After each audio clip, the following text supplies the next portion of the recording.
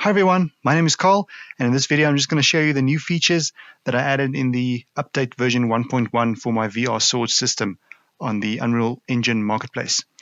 Cool, so the main thing that I added is a new advanced physics system for the swords that allows you to have the swords interact more realistically with the environment. So let me just show you the way that it was in the previous version. The swords move, they can bump into objects, but if it's a static object, then it just moves through it. The swords just move through one another, and it still feels quite good. But I received a lot of requests to add collisions between the swords and more realistic physics for momentum and stuff like that, like you would find in Robo Recall. So let me show you how you can enable that. And I think by default it is enabled now. But you'll see with the sword we have a few new settings available to us here. So the first one we have is use advanced physics interactions. If we enable that now for both swords, and this will be enabled by default from now on. So if you want the previous behavior, you can just disable that. So let's look at that now. Cool. Now you'll see the swords have a bit of a momentum, and it's much more of a feeling thing, I think. So if you download the demo and try it out for yourself, you'll see that the swords they feel like they have weight now. And as well with these blocks, they have different weights. And now that actually makes a difference. So this one is 1 kilogram. This one is 10 kilograms. This one is 30. And you'll see the swords start interacting a bit more with the objects. And the objects have more of an effect on the swords as well. So you'll see there, the sword twists a bit in your hand before the object starts moving. And if you go really heavy, you'll see. And now when the swords collide with static objects as well, there's interaction between the world and your swords in your hand as well. So you can still slice it in the same way, and the swords now interact with one another as well.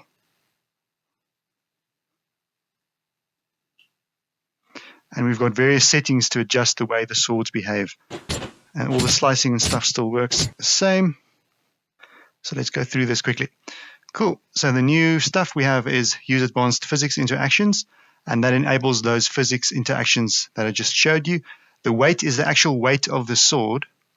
And if we look, let's make this 0. So now this one sword has a weight of 0. And you'll see how that influences the interaction. So now it's basically impossible for me to move these heavy objects because the sword has no weight at all. But if we make this 1 again, and I went through all the swords and gave them historically accurate weights as well by default, but you can play around with that if you want to change the feel of different swords. So now it interacts more with the heavy objects as well, and the light ones. Okay, so the next setting is wrist stiffness. So this is how easily your wrist will move when objects collide with the sword. And the different 3D meshes that you use for swords, and that is assigned to the different swords, will need different settings for this. So let's just make this 1 quickly on this sword instead of the default 15. Now you'll see this one feels quite good, but this one flops around. It feels like you have a very weak wrist, and you'll struggle to move stuff around now, especially heavier things. But you can play around with that. Maybe you can, as your player's skill increases, you can increase their wrist strength as well and stuff. This is extreme, quite extreme. It feels like you've got a jelly wrist. But that's just for illustration purposes. Cool. And if you want the sword to feel much tighter like the previous version, let's make that 25 or even 30. This goes up to 50, from 0 to 50. So you can play around with that. Now it feels much stiffer, and you'll be able to move stuff around, but it still interacts with the environment. And now this one can push this one down more easily because this one has a stiffer wrist setting. Cool. Then let's just reset that. We've got a linear stiffness, and that is how easily the sword will be moved from the actual hand position. So let's make that 1.0. So now you'll see the sword kind of wiggles around. This is very extreme, but this is for stuff like, let's say I want to stab this and I'm moving forward now, but the sword gets stuck and it is moved away from the actual hand position. So this is also something, if you get this as low as possible while still feeling good, it makes it feel quite realistic, the way stuff bumps. It gives you a better sense of the weight of things. So let's say this light one I can poke and move easily, but this heavy one, I have to really push before it starts moving.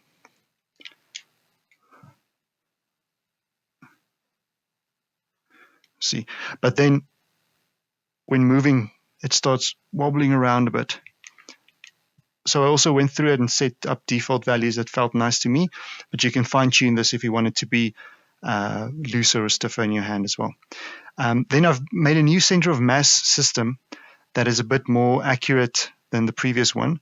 The previous one I found gave fairly good results, but it had a few bugs that I had to iron out. So this is a new version now. So you can enable show center of mass debug sphere, and then it'll show you where the actual center of mass is when you pick up the sword. Let me show you that quickly. So you can see where that little sphere is. That is where the center of mass of the sword is. And you can also adjust that to make the sword balance in different spots, and also make the sword feel like it has more or less momentum. So let's make that 10 on the z-axis, and that'll push the center of mass a bit to the front of the sword, to the tip. So now you see the center of mass is much more forward, and that means the sword will also be a bit more difficult to control. It'll slice nicely, but it just flops around a bit more. And you can play around with that if you want. You can always move that forward a bit and then tighten up the wrist a bit. And just play around with these settings until you get something that you like. But again, I went through all these and calibrated them to settings that I feel gives you a nice feel for the swords. Now for the two-handed swords, I also added a few new things. Just one or two. There's use two-handed grip control. Let's just disable that quickly. And what that does is, the way the previous swords worked is if it's a two-handed sword and you grabbed it with your second hand, the movement of your second hand didn't have an effect on the actual rotation of the sword. So I can still rotate the sword. I'm just rotating my right hand now. And if I move my left hand around, it just does nothing. And it feels quite nice if you actually move your hand, but if you hold your left hand still, then it starts feeling quite unnatural. So that's why I added this new way of doing it. If we enable use two-handed grip control, and we grab it now if I grab with my left hand, if I move my left hand around, the sword actually tips. And I can still rotate with my right hand. My right hand has influence. So the influence is basically shared between the hands now. So it gives you a much more natural feeling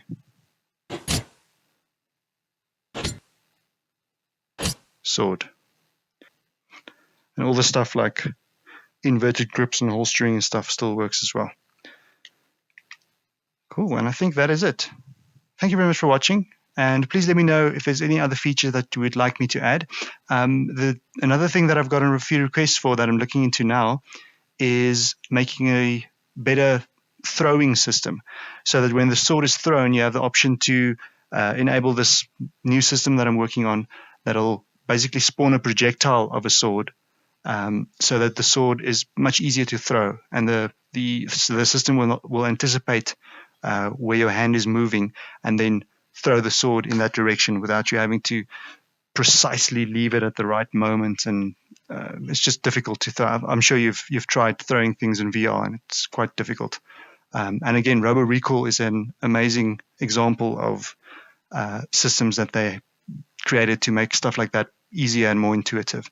So that is something that I'm working on for the next update. So stay tuned. And thank you very much for your support, and thank you very much for your feedback. I really appreciate it.